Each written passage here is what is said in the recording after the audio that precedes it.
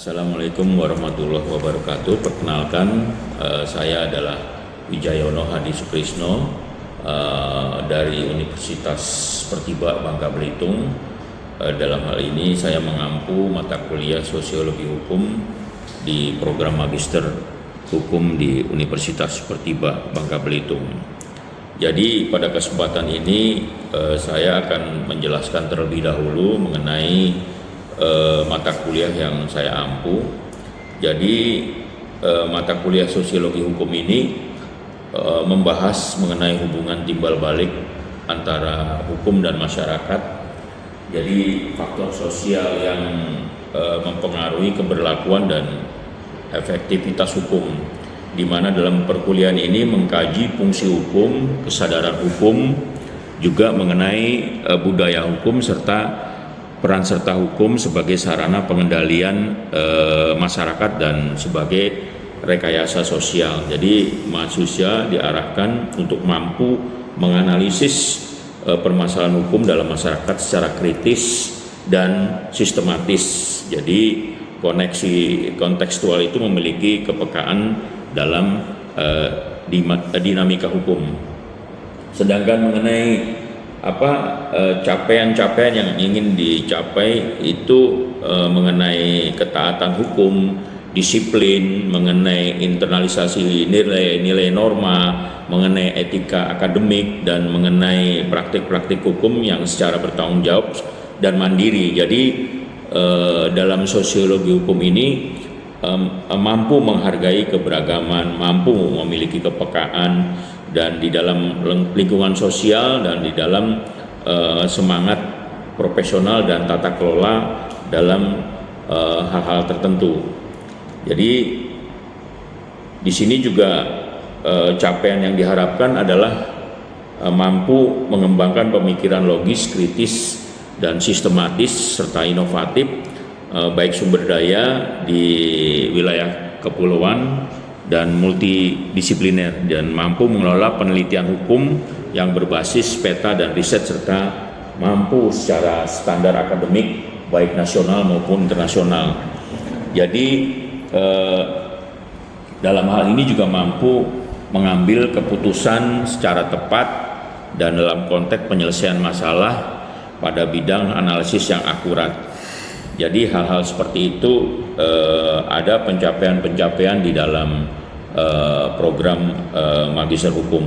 Sedangkan capaian pembelajaran dari mata kuliah ini agar mahasiswa mampu mengelaborasi secara kritis konsep, teori, dan pendekatan dalam menganalisa hubungan hukum dengan masyarakat secara interdisipliner, dan mahasiswa mampu menganalisis faktor sosial, faktor budaya, dan faktor struktur yang berbasis pendekatan sosial legal riset.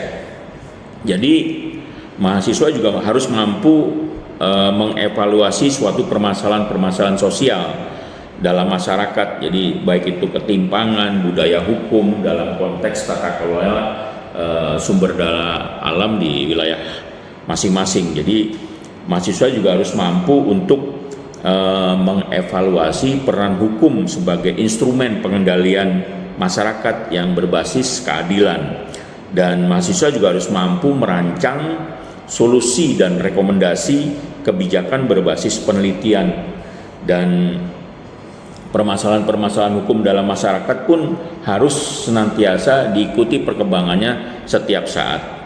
Jadi kemampuan akhirnya dari capaian ini adalah menganalisis ruang lingkup dari paradigma pendekatan-pendekatan yang diilhami oleh sosiologi hukum, dapat mengevaluasi hubungan antara hukum dan masyarakat dalam perspektif sosiolegal, dan dapat mengevaluasi teori-teori utama sosiologi hukum, terutama dari Durkheim, dari Weber, dari Friedman, dan lain-lain, dan mengenai analisis hukum sebagai alat rekayasa sosial dalam konteks kebijakan publik. Jadi mampu juga mengevaluasi faktor-faktor yang mempengaruhi efektivitas hukum, dan mampu menganalisis kesadaran hukum dalam masyarakat dalam praktik kepatuhan terhadap hukum.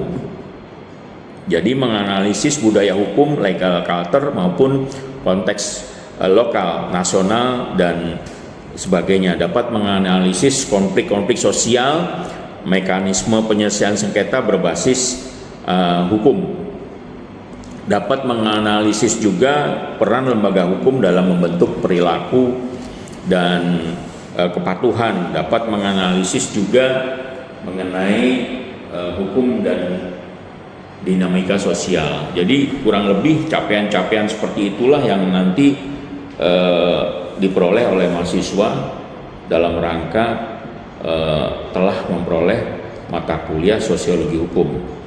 Jadi perkuliahan sosiologi hukum yang kami ampu itu di Universitas Pertiba Bangka Belitung itu dengan menganut sistem sinkronis dan asinkronis.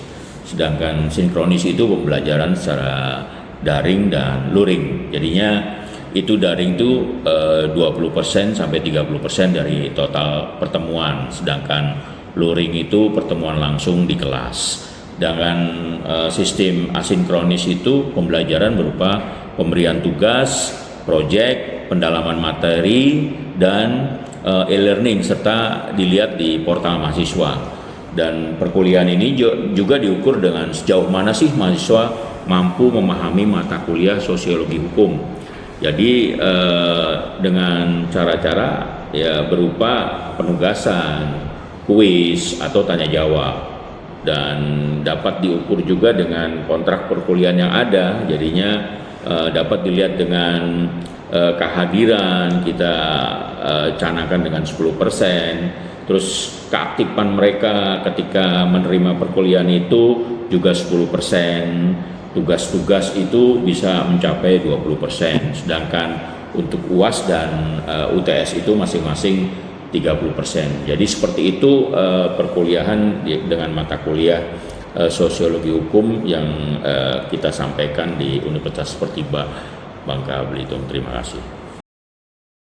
Baiklah, pada minggu yang lalu pernah disampaikan mengenai definisi mengenai apa sih sosiologi hukum dari berbagai kalangan ilmuwan, baik dari dalam negeri maupun dari luar negeri.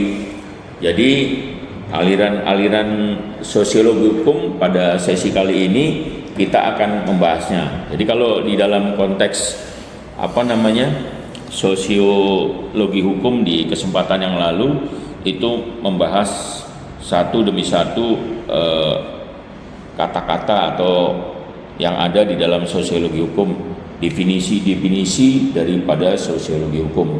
Dan kali ini kita akan melihat aliran-aliran sosiologi hukum. Jadi kalau di sosiologi hukum itu ada aliran hukum yang bernama sociological jurisprudence. Jadi di situ disebutkan bahwa teori itu pada tahun 1826 sampai dengan 1922 di situ ada aliran sosiologi jurisprudens dari Eugen Ehrlich. Jadi di mana dia merupakan seorang ahli hukum dari Austria. Jadi sebagai pelopor dari aliran-aliran sociological jurisprudence. Jadi berdasarkan hasil karya-karyanya yang berjudul Fundamental Principle of Sociology of Law. Jadi ajarannya berpokok pada hukum positif yang hidup. Suatu pembedaan antara kaidah-kaidah hukum dengan kaidah-kaidah lainnya. Nah, selanjutnya di dalam pandangan Eugen Ehrlich itu bahwa hukum positif akan efektif selaras dengan hukum yang hidup dalam masyarakat. Jadi kenapa disebut hidup dalam masyarakat? Jadi karena situ mengacu pada culture atau kebudayaan. Jadi pusat perkembangan hukum dari hukum bukan terletak pada legislatif atau keputusan badan, namun itu terletak dari dinamika masyarakat sendiri. Jadi Eugen Ehrlich menerapkan hukum itu tidak berlaku di kalangan-kalangan pemerintah atau di kalangan-kalangan badan-badan yang dibentuk oleh pemerintah atau di negara itu sendiri. Namun bagaimana hukum itu bekerja dari dinamika masyarakat yang ada, dari tata tertib dalam masyarakat berdasarkan peraturan-peraturan yang dipakai oleh negara. Jadi apakah peraturan itu setelah diterbitkan atau peraturan itu setelah dijalankan, jadi seperti di sini kan disebutkan tata tertib dalam masyarakat didasarkan pada peraturan-peraturan yang dipaksakan oleh negara. Jadi kalau ada suatu peraturan yang sudah ditetapkan oleh pemerintah atau sudah ditetapkan oleh negara dalam hal ini, apakah masyarakatnya bisa masyarakatnya bisa mengikuti atau patuh atau tertib? Nah, sosiologi hukum tuh melihatnya pandangan-pandangan seperti itu. Manakala masyarakat mematuhi hukum atau masyarakat mematuhi peraturan-peraturan yang dibuat oleh pemerintah, berarti tata tertib masyarakat itu tercipta. Jadi hal-hal seperti itulah yang dikembangkan dari Egan Ehrlich ya, dari Austria. Nah, kebaikan daripada analisis ini mengarahkan perhatian pada ahli hukum pada ruang lingkup sistem sosial di mana akan ditemukan kekuatan yang mengendalikan hukum dan juga untuk memahami hukum dalam konteks sosial. Nah, perkembangan selanjutnya itu berada di Amerika. Di Amerika sendiri itu pandangan dari Roscoe 1870 itu mencapai puncak perkembangan. Jadi Roscoe di situ berpendapat bahwa hukum itu harus dilihat atau dipandang suatu lembaga keselamatan yang berfungsi untuk memenuhi kebutuhan sosial. Dan tugas ilmu hukum itu memperkembangkan suatu kerangka di mana kebutuhan-kebutuhan sosial dapat terpenuhi dengan maksimal. Jadi kalau menurut hemat saya, jadi teori daripada Egan Ehrlich itu dikembangkan oleh Roscoe di Amerika. Jadi dianjurkan untuk dipelajari. Jadinya proses hukum ini, law in action ini dibedakan dengan hukum yang tertulis. Jadi yang tertulis itu kan textbook, aturan-aturan yang baku. Nah, di Roscoe itu dinamika daripada aturan yang sudah berjalan itu perkembangannya dari Roscoe. Dalam ajarannya Roscoe menekankan pada beberapa prinsip, yaitu fokus analisis tentang hukum dari semata-mata memfokuskan diri pada doktrin-doktrin atau aturan-aturan, itu fokus kepada efek hukum dalam kehidupan sehari-hari. Jadi aturan-aturan yang baku itu dikembangkan, jadi apakah ini efeknya di kemudian hari itu bisa berlangsung dengan bagus atau berlangsung dengan baik. Di situ bisa dipelajari dari ilmu yang diterapkan oleh Roscoe. Jadinya di sini menurut Roscoe hakim tidak hanya menerapkan undang-undang untuk semua kasus, hakim diberikan ruang untuk diskresi atau kebebasan dalam memutus secara luas dalam menerapkan aturan hukum yang sesuai dengan think atau pikiran dari hakim itu sendiri. Jadi titik sentral ajaran Roscoe adalah teori tentang kepentingan atau teori of interest. Jadi di situ ada rekayasa sosial atau social engineering. Ada beberapa kepentingan dalam masyarakat, yaitu kepentingan individu, sosial, dan publik. Jadi kepentingan publik merupakan bagian daripada kepentingan sosial. Nah, sekarang kepentingan-kepentingan tersebut apakah bisa dilegitimasi atau diseimbangkan oleh hukum? Karena hukum dalam hal ini kan dipandang sebagai alat untuk rekayasa masyarakat atau social engineering. Jadi prinsip-prinsip daripada dilihat dari prinsip-prinsip etika suatu masyarakat beradab, civil society, bahkan hukum substantif, yaitu adanya suatu pengaturan bahwa seseorang tidak boleh menyakiti atau merugikan orang lain. Seseorang dapat memiliki dan mengawasi harta bendanya. Jadi orang-orang harus bertindak dengan itikat baik dalam membuat kontrak. Itu di pasal 133, 1320, 1338 di situ diterapkan pasal-pasal ini. Jadi aturan-aturan baku. Jadi orang-orang harus bertindak dengan itikat baik dalam membuat kontrak satu sama lain. Jadi ada syarat subjektif, syarat objektif. Jika seseorang memiliki benda yang berbahaya, dia harus menjaganya dengan baik sehingga tidak mengancam keselamatan harta bendanya. Itu ada di pasal 1365, 1367, 1366 dan selanjutnya. Jadinya di sini ada aturan-aturan baku. Jadi dia mengembangkan teorinya tentang perkembangan hukum dari bentuk-bentuk primitif ke bentuk sosialisasi hukum. Jadi bentuk sosialisasi hukum mempunyai tujuan akhir untuk memaksimalkan pemenuhan keinginan dan kehendak manusia dan masyarakat. Jadi kalau aturan-aturan baku yang disoroti oleh Roskopun di situ, di Indonesia berkembang dengan pesat, dan kalau menurut pandangan saya justru malah sepertinya ini nggak ada kemajuan kalau menurut saya. Kalau dulu perkembangan dari Eugen Ehrlich ke Roskopun mungkin perkembangannya lebih baik atau lebih bagus, tapi di Indonesia perkembangannya itu sangat monoton. Jadi kalau dibilang monoton, kenapa? Karena perkembangan ilmu hukum di bidang keperdataan seperti yang disebut di dalam yang saya paparkan itu, jika seorang memiliki benda-benda berbahaya, dia harus menjaganya dengan baik sehingga tidak mengancam keselamatan harta bendanya. Itu ada di pasal 1365, 1366, 1367. Di situ memang ditekankan bahwa BW itu dari zaman dahulu sampai sekarang tidak pernah berubah dan tidak pernah ada upaya untuk merubah. Berbeda dengan kitab undang-undang hukum acara pidana atau kitab undang-undang hukum pidana yang sudah mengalami perubahan di tahun 2023 dan perubahan KUHP di tahun 2026 atau 2025. Nah, sedangkan perkembangan daripada hukum acara perdata dan perkembangan hukum perdata itu tidak ada, jadi stagnan atau monoton. Jadinya untuk masalah pemenuhan yang diharapkan oleh Roskopun di sini stagnan di Indonesia. Karena apa? Dari dulu sampai sekarang hanya ada kodifikasi daripada undang-undang itu dan tidak pernah ada perubahan. Dan itu yang membuat perkembangan hukum di Indonesia pada bidang keperdataan stagnan.